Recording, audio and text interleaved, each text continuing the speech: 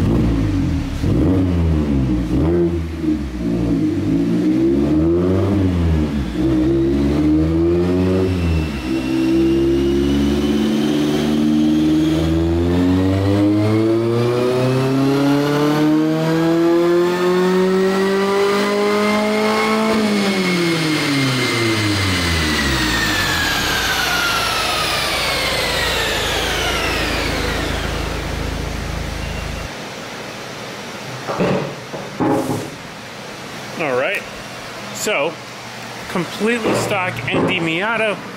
It has a cap back on it, I saw that, but 148 and 142 torque. So that's our starting point. And like I said, we're going to do a turbo kit on this. So I would imagine with the turbo kit, we'll be north of 200, which would really feel good in this car. I'm assuming 8 or 9 PSI would probably give us about 75 horsepower or so. So expect to see somewhere along the lines of 210 to 220. I'd like that. So stay tuned. We'll get a turbo kit on this thing pretty soon, and we'll put it back on the dyno and see what she does. Marcus is on it. Turbo kit is, the installation has started. This isn't turbo kit. This isn't turbo kit. What are you doing now? This is suspension. You put in the... This thing's gonna ride like it's on rails because I'm putting this at the maximum stiffness because, you know, race car. Oh boy. So like, it's got adjustable end lengths. They're all the way max. This is all the way max. Obviously, if the car rides too stiff, we're gonna adjust it. Too stiff. What real hot boy says that? No, none. None. So okay. We're doing all the suspension. You got different, probably like 10K springs for the car. Okay. Different bump stops, front and rear sway bar, front end lengths. And then I will start disassembling the engine to put the turbo kit on. Okay, turbo kit's sitting over there, I see it. Yeah. So that's gonna be going in, but wow, so a host of upgrades on this ND Miata. I like the car. It's already done a bunch of stuff too already to it. It's already got a flash on it. It's got an in-gen intake. Oh, it has a flash. Yeah. Oh, okay, so, all right, so you guys just saw me dyno the car. I didn't realize it had a flash on it already. Yeah. Okay. There's a flash, the in-gen intake, and then a cat back exhaust. So that would explain why the baseline was a little higher than expected. Yeah, 180 something. It was 148, so that equals, yeah, like 180 at the flywheel. Yeah. It's pretty strong. Cool. Okay, and so a cat back. All right, well, bolt-on car then, my bad. Yeah. Either way, bolt-on car, we're going turbo with it. I still would like to see that 200, 220. I think is going to be a good sweet spot for this setup. I really love the ND Miata. I think that this car represents something really spectacular in Mazda's development because this is the first MX-5 that really represents the original code of ethic with the car. It's a very light car. It's just like the NA Miata, you know, real small, real light. So this, I think, should be a view into the future. If you ask me to wish for something, I wish that they would make another RX-7 loosely based off of the ND Miata. The body shape, the design, make it a little bit bigger, a little bit wider, and a lot faster. I mean, the NA Miata and the RX-7, at least very similar. It's literally just a bigger Miata. Right. That's what I'm so I would love to see that same design code get taken from the ND Miata or ND MX-5 and put into the next RX-7. Rotary or just 4-cylinder? Oh, rotary, of course. Rotary, but like updated. You know, I mean, Fix the apex seals. Dreaming, I would love to see a Renesis style, real lightweight turbo, or dare I say a 3-rotor, but that's never gonna happen. Yeah. But I would love to see like a nice, like updated, new technology, Skyactiv R rotary, you know, call it a 16B or something like that, yeah, instead of a 13B, a little bit bigger, in a new designed chassis, kind of like the ND Miata, just RX-7. Yeah. Speaking of RX-7s, I have my RX-7 running. I'm gonna go show them that. I have the FD, the black FD, the Type RZ running. I just started it up to get her warmed up and just, you know, keep the juices flowing on this thing. If you guys haven't seen it yet, this is my 93 Type RZ. This is a real RZ, so it's got the BBS wheels, the Recaro seats. I added the intercooler, auto EXE intake with a feed cover.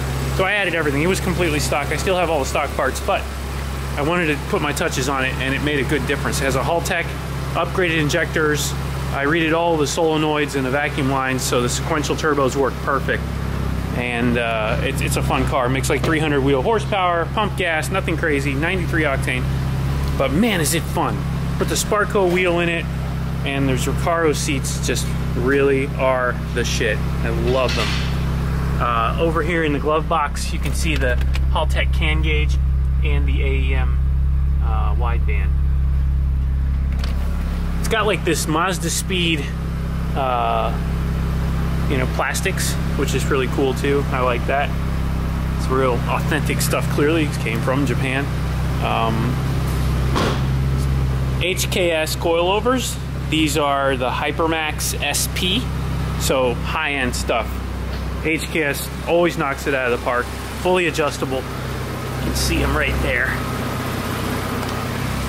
We've got the AO52 Yokohamas on there, so we got some good traction. And out back, we've got the feed wing, gifted to me by the lovely Carla. I love her dearly. Thank you so much. And she also got me, if you guys haven't seen it, you should go back a year in the vlogs and go find the video where she gave me this stuff. She surprised me.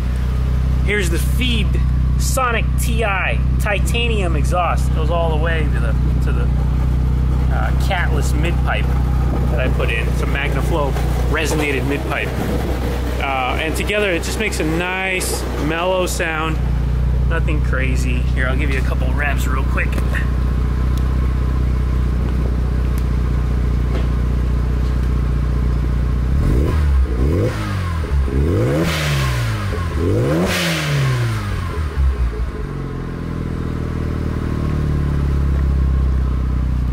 Awesome. I absolutely love the sound of this exhaust. It sounds perfect. It's not too loud. It's not too quiet. And the turbo spool on that primary turbo is so fast. The response is crazy on this car. Really fast response. I also did the tail lights. I put masks on them so that they look just like the 99 spec. If you didn't see the video for that, you can see how I do it. It's pretty cool. So it gives you that round tail light. I like that.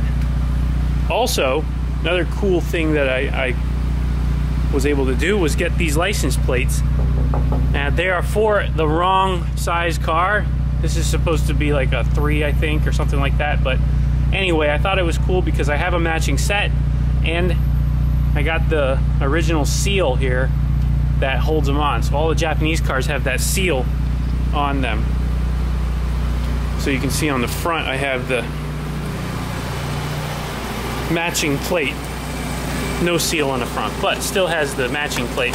These are real. So just an awesome car. Other thing I did too, rounding it out just at the end. I know I'm dragging this on, sorry. LED lights. So we got LED beams, nice and bright. Also in the interior, I forgot to mention, we've got the floor mats. These RX-7 floor mats are from Garage Alpha. So really, really sweet floor mats. Go check them out. They've got stuff for your car. And it's just a really nice OEM quality floor mat. little dirty because I haven't cleaned it, but either way, I love them. Okay. I'll catch you guys in the next one.